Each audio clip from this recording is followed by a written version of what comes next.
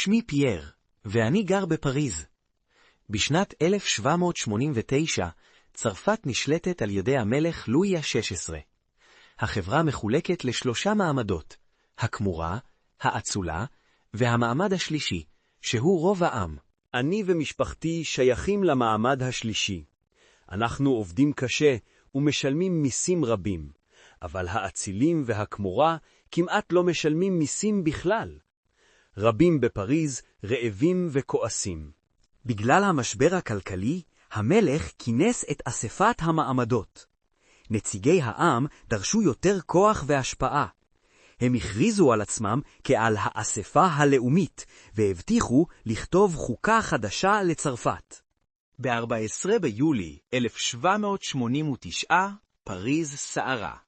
המון אנשים הסתערו על מבצר הבסטיליה, סמל לשלטון המלך. האירוע הזה הפך לסמל תחילת המהפכה הצרפתית. זמן קצר לאחר מכן נכתבה הצהרת זכויות האדם והאזרח. במסמך נאמר שכל בני האדם נולדו חופשיים ושווים בזכויות אליהם. רעיונות של זכויות טבעיות, חירות ושוויון הפכו לעקרונות חשובים. הרעיונות של המהפכה הצרפתית התפשטו בעולם כולו.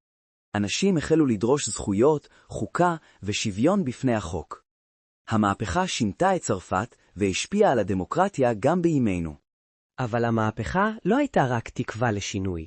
בשנים שלאחר מכן האלימות גברה, ואנשים רבים הוצאו להורג בתקופה שנקראה שלטון הטרור.